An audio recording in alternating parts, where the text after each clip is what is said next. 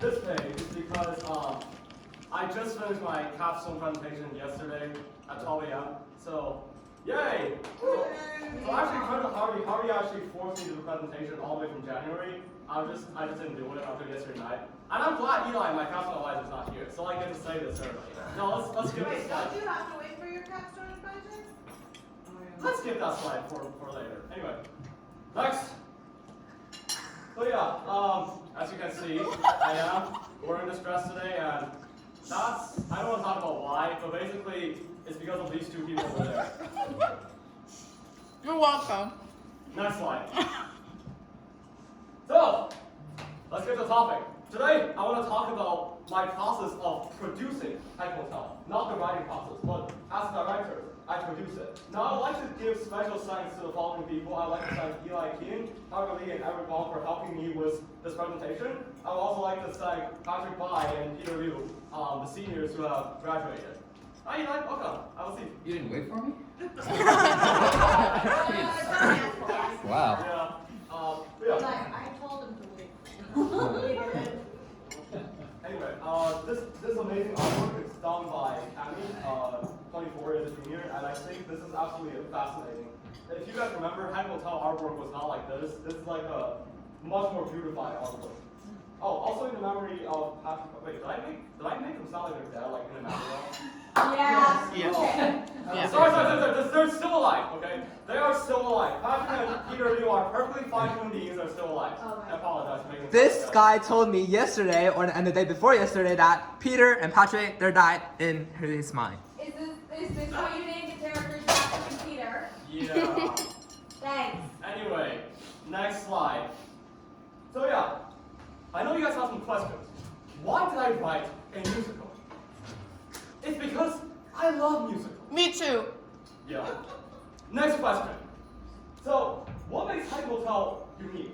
So, it's my very first attempt to actually start writing a musical. I've done script writing before. I've done a very little music composition before, but taking on such an ambitious writing project like a whole script, I have never done that. A whole musical script. Never done that.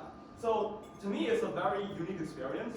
And the second reason is because Heck Motel is a purely recorded musical. It's not designed for a live stage performance. The reason is being that, first of all, I can always retake if one of the actors messed up, so there are much more flexibility. Second reason is because we need less planning. If you've seen a real musical, like, you can talk to Lace about this. Every time we're doing a musical, there's so much planning. Like, which day you need to do what, which day you need to do what. Like, you have to follow that schedule strictly, otherwise the musical might fall apart. For a recorded musical, it's much more relaxed because actors have more flexibilities. I have more flexibility. The last reason is because less memorization. The beauty about recorded musical is that you don't need to memorize the entire musical for any actor. You just have to memorize scene 1 to scene 4 for Mod 1, Mod 2, then you can forget about them in Mod 3 and Mod 4, where we have to record different scenes. So I took this approach, and I think it's an absolutely brilliant tactics. So this dude originally wanted to perform a live musical, and he tried to contact like every other university and high schools to find a stage for us to perform, but we failed. And this guy's like, you know what? Like just perform like recorded, because he's lazy. And now we don't have to build any props and scenes. No, I'm not lazy. I contacted every single high school around us and like university around us. None of them replied back to me. It was like post-COVID, like the first 2 days of post-COVID. They're not gonna accept that. Okay, so yeah, sure. Laziness is an argument. I could have done more, but overall, I believe recording a musical is more realistic in a long-term goal. Now, next slide, please, Harvey. So, and the real question I think you guys should ask is, why did I decide to produce a musical? I believe anybody has the capability to write a musical. Like anybody can just like sit down with their laptop and write like 1 page a day, and after a year you have a musical. Then anybody can do that. Why did I decide to produce it? It's because leader. Last year I tried to do bands. That is business and marketing skills class. Some of you guys might remember, and yes, I know these people are laughing because alright, let me tell you what. 3 people who are in bands every single day. Okay? Me, Eric, my friend, Kylan, my friend, oh, actually sometimes Harvey and Andy, but they're all my friends, right? That's not a leader, that's just like a friendship group. I want to be a leader, like a true leader where I have to meet new people who I never talked to before and actually gather them around and do something crazy, like a musical. So that's why this musical to me is very important. I want for once to be an actual leader. I want to push myself in that position. where I can make leadership part of my identity. So yeah, AKA, director is the leader. Therefore, if you follow the Java code here, if Paul's the leader, Paul's cool. Else, Paul's lame. Oh. Yeah. Yeah, next. So, the very first step of my journey is finding the actors. Look at that picture right there. 4 people. Maybe 5, including Harvey, who's filming. That's how many people we started with. Like, that's impossible to make a musical. I have like scenes where 7 actors need to be on the stage in this one scene, and I can't do it if it's only 4. What should I do? Should we just like resort to other methods? Should I just give up? Oh, hell no. I made actually shout out to Consultant Media. I made a promotional video, so if I were you can click on that video, that'll be the best. Some of you guys might still remember this. Yeah. Look at this. Oh my. This is beautiful shooting. No. Too early. This season. This is beautiful whistle. Sharp chicken. Sure. It's not like you're gonna get food poisoning from fried chicken. Tendon died. Oh my, Crystal's voice. What? How? I can't die. That's how it goes. You die, you're dead. Oh God. Just kiss the dry chicken. You die as a legend. Heck Motel, the story of desire.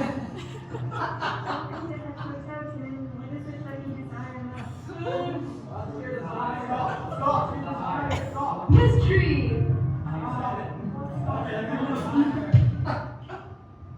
Thank you. Wait, what was your question again? Philosophy. Democracy was invented by humans, not cats. Drama. Can't you hear the voices? The city screams as hate, sings for violence. I come back to what they needed. A war! Who the heck are you? I am the purest evil, the king of the city. I am Mafia Boss. Last name. Not Patrick. Yeah.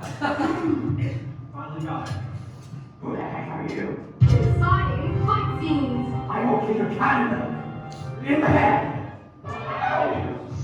My mother is slapping my heart. I dare you to slap me again.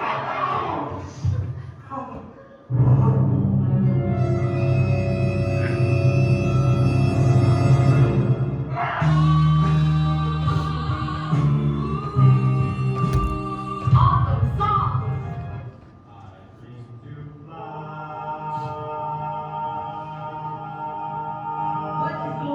Incredibly large cast.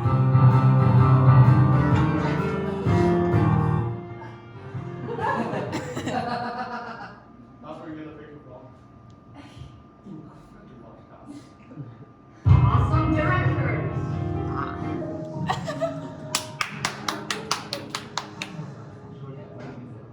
It makes it go loud, it makes it loud, and also makes you think about what's in the side. I'll go grab my lunch. Heck Motel musical. Yep. Oh yeah, we had Instagram. He was the Thrive in the Dark instrumental.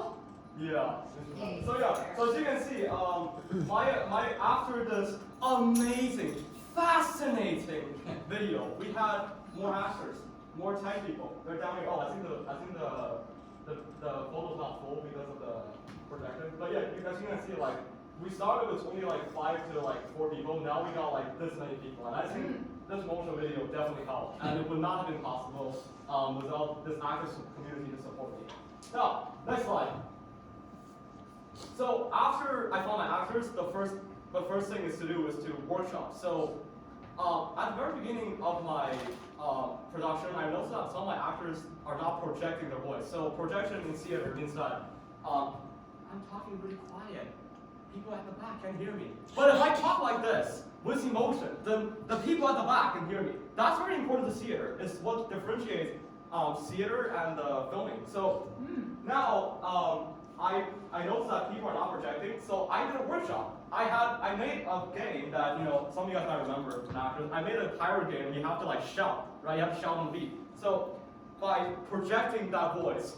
After that workshop, my actors have very little issue because they understand why you need to project. I explained slowly, and then they understood, and then now they don't have this problem. And honestly, my actors are really talented. I don't think they have like many other problems other than projections. That's like the main one I tackle with. So yeah, next slide. And now, I want to give a big shout out to Tech. Tech, especially lighting and the props, are like the highlight of this show. So I'd like to give a shout out to Adam, Izzy, and also Winter, and oh, that's Harvey. Yeah, that's Harvey. So what I believe is really amazing. It's like Adam is like a light bulb machine. I give him like this idea, then he instantly can transfer this idea into actions. And I think lighting is definitely one of the best part about Heck Motel. I really love it. Also, Izzy uses her talent in robotics, and we designed a very unique prop. And this prop has not shown to everybody yet. It will be premiered tomorrow. And I think it's really unique. You guys are gonna like it. You won't be expecting, oh my god, that's a high schooler made it? Great. If you guys are interested, come to tomorrow's production. You guys will see the amazing prop that we have devised.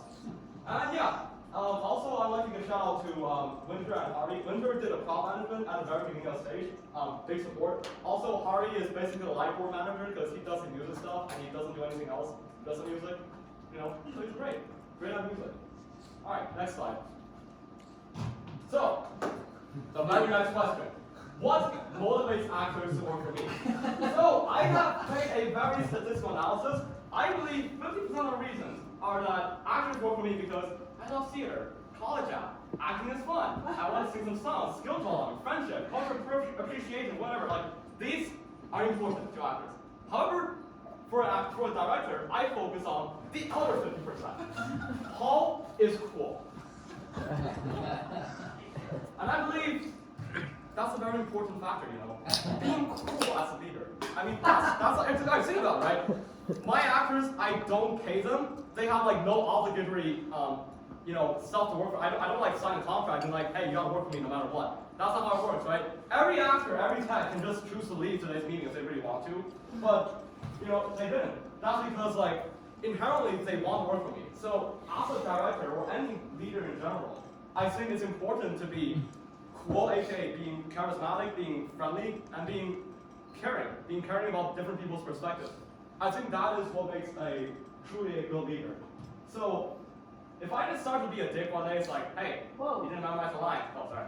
Excuse my line. If I just started to decide being a someone doing like a mouse person. Dumbass.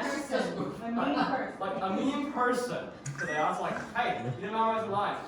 You're just bad. I'm gonna kick you in the head. And yeah, like no one's gonna work for me like that, right? People think I'm mean, they're gonna quit the next day. So as a leader, you want your actors, you want your fellow people to work for you willingly. That is the key to make any good musical. That's the key to make any good project. So yeah. Being cool is important as a leader. Next slide. Well, there are hard times for me too. So, especially at the very beginning of production of Heck Motel, college app, as an international student, some of you guys can relate to that. That is so goddamn stressful because international students suffer inherent disadvantage when we're applying to different colleges. So, how did I keep going? How did I keep this giant clock going? Was while college application and the grade are so important at the beginning of the year. Just double check. Zero was not here, right? No. Okay, cool. Next slide. Yep, that's right.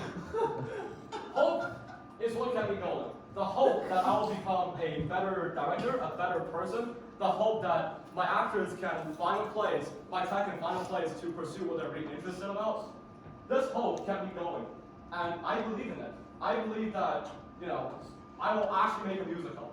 A musical that people are acting on it, not just a story. Eli can testify to this. At the very beginning of my production, Eli told me that it's not realistic for a high schooler to make a musical on this scale. What are you most likely to Totally fair. I mean, I criticized too. Please go. So, I criticized too. I was like, Paul, I don't think you have the money to do it. yeah, or the time. But so what happened was that story reading is basically like I'll have a small group of actors. We're just gonna sit on the stage and then read our lines, and maybe sing some songs. That's what Eli told me that maybe that's the best we can do realistically. But then I'm like, Oh, heck no! I'm gonna do something bigger, because I know I want to dream bigger. I want to do something bigger. And in the end, I did it. We did it. I think that's a great achievement. Alright, next slide. Yep, so now, of course, with a dream, that's not enough. I need to have some concrete bricks and bones of making a real musical, right? So, planning is what makes things into reality. I know planning is important, y'all know that, but what I think I want to bring unique is that as a director, I realized that planning actually increases your flexibility. It actually increases your skill to improvise. You might think, planning and improvisation are quite two opposite ends, but being good at planning actually helps you being good at improvise. Let me give you an example. So there's one day I'm supposed to film, or let's say we're supposed to act scene A, B, C, right? And then one of my actors cannot make it here today. And then A, B, C cannot be filmed. So what happened is that before this filming happened, I planned out this entire week's schedule. So I can just do a little switcheroo. Like, I cannot do today? Sure. I will just have to do Wednesday's scene instead of today. And then boom, I can film that scene. I don't need to waste any extra time on doing anything else. So I think plan is very important. It helps you improvise. That's the key. Next. So, I would like to give a big shout out to Harvey because he is basically the second director of this musical. I alone, I'm not good at music theory. I'm not good at music. You guys probably never heard me perform any instruments because I don't know any. The only thing I know is how to sing a song, and that's it. But Harvey knows many music theory. I work with him together, and we make this show. I wrote the script, Harvey wrote all the music, basically. So Harvey, would you like to come down here and give me a little thoughts about Motel's music? So, this wooden head asked me to complete all the music by the end of summer break, which is like I have set 8 weeks to the end of the summer break, and I have to complete 8 songs. And after summer break, I've completed like the major character songs, including Beholder of Star and 6,000 Years Alone, and also Sorry in the Dark. And then Paul's like, you know what? We can complete the rest of songs by the end of the Mod 1. And then we did nothing, absolutely nothing. Yeah. And then he said, you know what? Like, you have time winter break, right? We can complete everything in winter break. And then nothing is done. And then after winter break, this guy's finally done with his college application, so we can work on music. And then in spring break, this guy asked me again, would you mind wrote what's the song again? Unthinkable for me. So the second week of spring break, I have to work at 5 hours every day to complete Unthinkable. And he's like very pick one, like, Harvey, you know what? This note doesn't sound correct. Like, you should change it to another one. Harvey, this melody doesn't sound correct. Like, make a new one. And yeah, 5 hours a day. Yes, that's how he forced me to do everything for him. This guy, although I'm busy, so I just quietly fade out. But during the summer, we had call for like 4 hours, and I'm like criticizing some part of his script, and he's like, but I think, and my mom was like, are you done? I'm like, not yet. And my mom's like, you've talked to like 5 hours to the same person, aren't you bored? I'm like, But he said, but I think. So that conversation never ends. Picky. Yeah. Next slide. So on the ending note, I would like to show you this picture. The reason is because Heck Motel was set in like a afterlife city, so you can see the city background. And I always imagined Heck Motel to be that sunset place, that red sky. And it kind of reflects that in this image. Although, the pixel is kind of big at this point. That's okay. And we as a team are like that person putting this giant over off. And we've been through heck to make this Heck Motel. And we struggled, we had fun. And I think ultimately, we did a really great job in this whole process. Next slide. Now, as a conclusion, for me personally, I actually had a drastic shift for personality. So last year I was a commander, and recently I did a more personality test. And I'm actually more executive now. So I use a reasoning process because I now need to make not only just goals for myself, I need to make goals for everybody else. So I need to make realistic goals and realistic executions. And I think realistic is really important because commander is just like stubborn. He doesn't change. But as an executive, you have more flexibility. And I think that's why my personality changed a lot. And second of all, I became more of a people person. And I became more invested into people's stories, people's perspective. Because as a director, I often talk to many of my actors, like, we talk about anything. We can talk about identities, origins, and even just like plot. And I think just by talking to them, I learn people's perspective. And I think as a great leader, learning people's perspective is one of the most crucial things. You gotta have that perspective in it. Otherwise, you're just stuck in a narrow pathway and you won't even see what you've done wrong or what life could be other than what you see. And lastly, it's just like I want to tell myself when I have a chance to like have fun in the process, not just like the end product.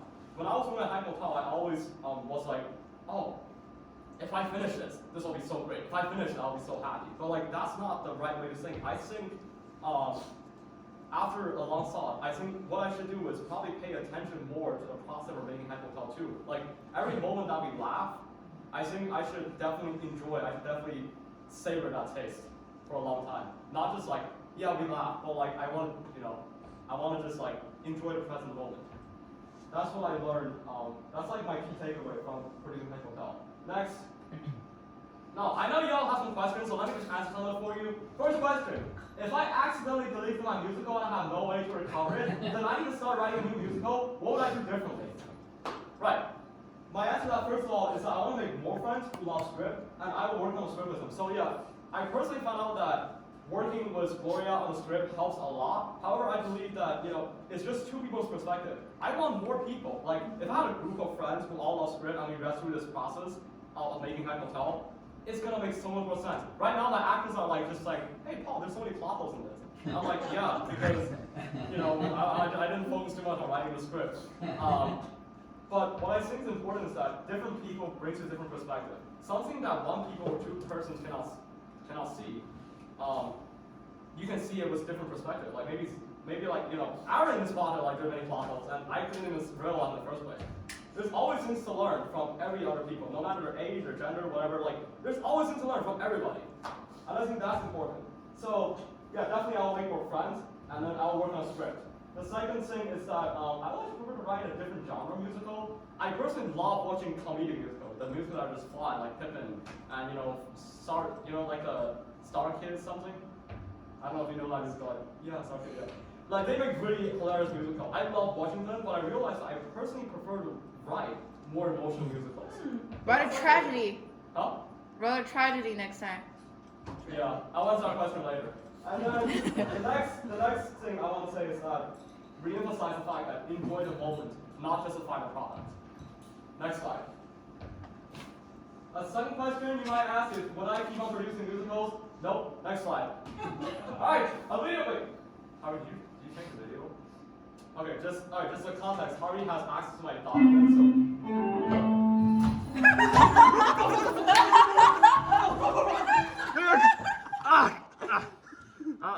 sorry, just next slide.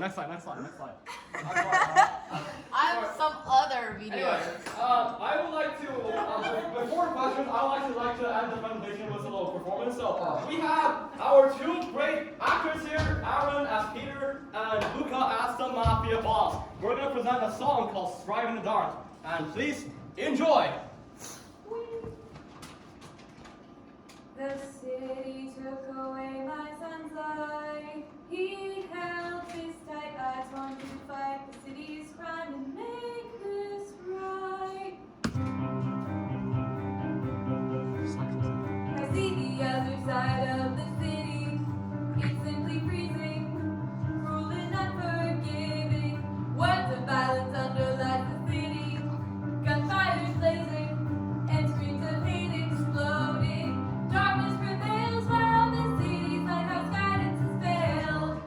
No more sales, even though I can't rewind time to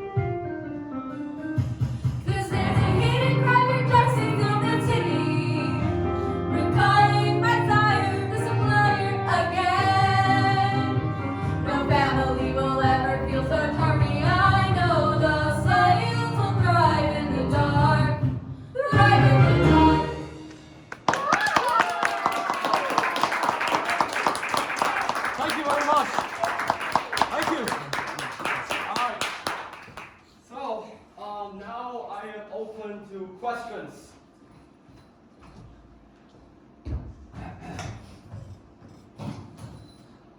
Please.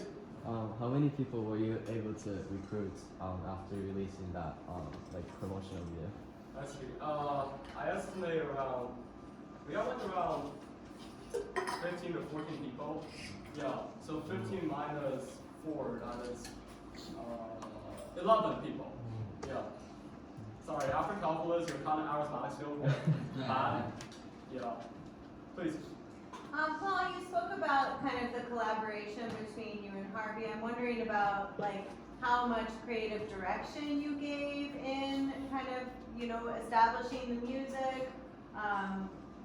Was there an intention or kind of a feeling, or how much kind of input, creative input did Harvey have in creating the final show? So that's a good question. So whenever I write a music piece, so I wrote one of the songs myself, is Desire. But then the rest of the show was by Harvey. So most of the time, this is what happens. So I know this, we need a music here. And then I type down what I envision for this kind of music.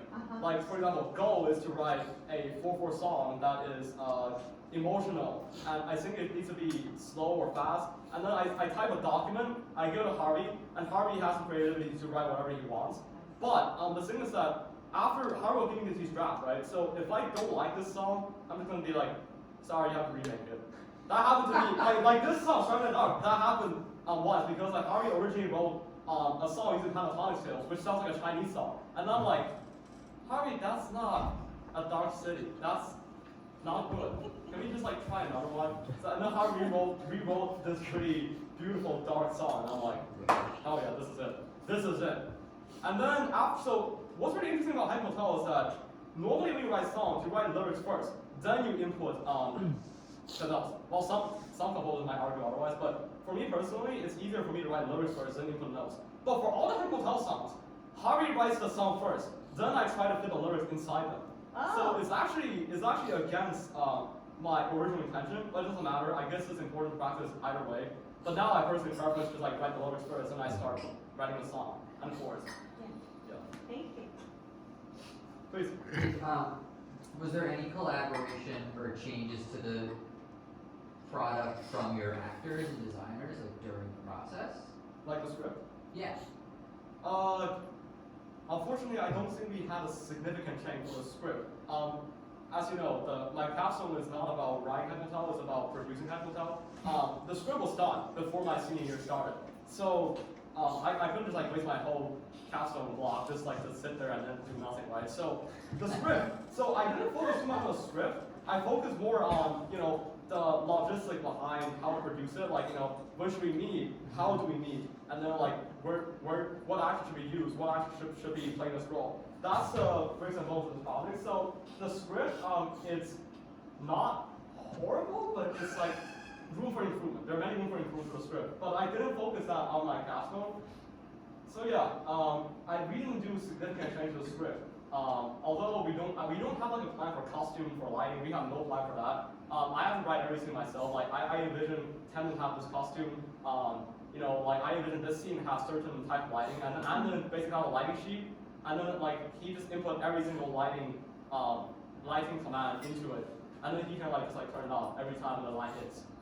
So yeah, that's kind of the idea behind it. Please. You said Harvey writes the song. You said Harvey writes the song. Sorry, you said Harvey wrote the song and then you try to fit the lyrics in.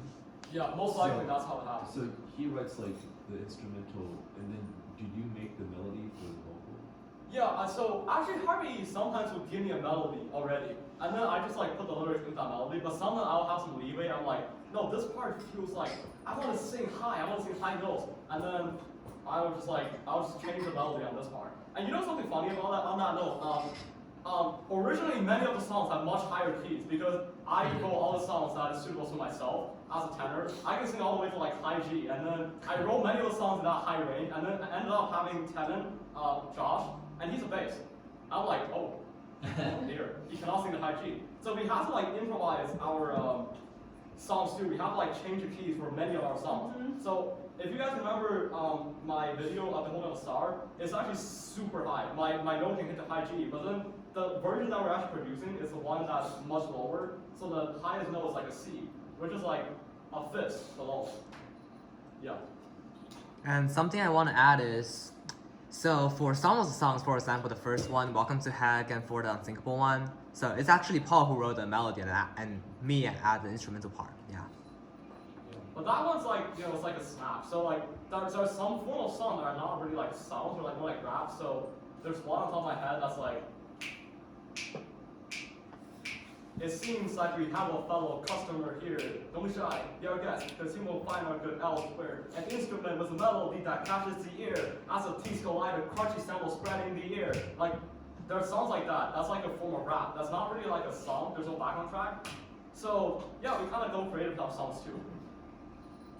Yeah. Please. How do actors choose their role? Actors don't choose their role. It's actually we decide what actors get. So yeah, actors when they're doing their auditions, they can choose what role they want to perform or best represent their ability. So originally Aaron actually chose melatonin, but then So did Luca. Yeah, so did Luca. And then we ended up with, we believe because Aaron really has this great acting atmosphere of being like angry without saying a word, which is what Peter is good at. So we decided Aaron will fit Peter better. And we realized Luca is very Luca. So we make him out the boss. Thank you, Paul. You get a country accent. Choose to Oh, see right, that as a yes. compliment. If I may add, Mafia Boss does have a country accent, so I have a feeling that was the reason. One of it. Anyway, next question. I know you did some like research and some context work about other musicals, and I'm curious if any of that came into your process for directing that series. Not so. It's really interesting to do research on the past musicals. I definitely have a better understanding of American musicals, evolution in general. I only see connections between the past musicals and this musical I produced. For example, there's jazz element in it, and there's like a evolution of different genres like pop. We have pop in it. As you can see, there's like pop elements in it, and we have jazz in it. We have like a little bit of a blues. We have a little bit of like classical too, because Harvey's a classical compositioner. So what I learned is that this genre is not fixed on just jazz or classical. It's like a mix of everything. And I think that American evolution of musical in general shows this trend is that what people want to hear, composers put that in, right? Musicals need to make money. So in like the 17th century when Pippin was found, that's when jazz was like most famous, right? We got like bebop jazz. We got a ton of that stuff in Pippin. We got like a ton of like susword and a ton of like jazz, blues. We have a ton of that. So yeah, I think my product represents a evolution of American musical because I hear many American musicals from the past and present, and they all, in a way, subconsciously affect how I compose, how I write. So yeah, I think that would be an answer. Although, to be fair, it didn't affect how I directed it. I directed the way I wanted to envision it, but definitely this musical is a good representation of how the past has shaped the present. Yeah. Nice. You talked about your evolution as a leader, that change of personality in terms of leadership. Do you see yourself, I know you made an allusion to not writing another musical. Yeah. Do you see yourself directing in the future, or in what places do you think you'll use these new sort of leadership skills?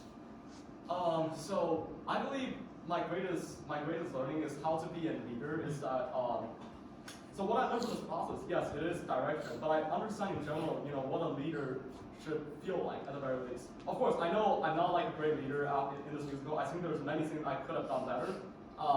So what I want to do is that in college, I want to find people who are actually good at directing. I want to learn from these amazing people, and then I want to combine their experience with what I have in the musical, because I feel like musical, like actors in general, and also tech, it's like a very unique dynamic, right? So you have like the actors who are more emotional, you have the tech who are more like mathematical, and I think it's a really interesting combination to work with both at the same time. I think that will definitely be a unique experience when I go to college or be a leader in the future. So yeah, I think this will help me in college. Although I would believe that I want to improve my leadership skills even further. This is not the end, and this is definitely just a very beginning of my leadership. Please.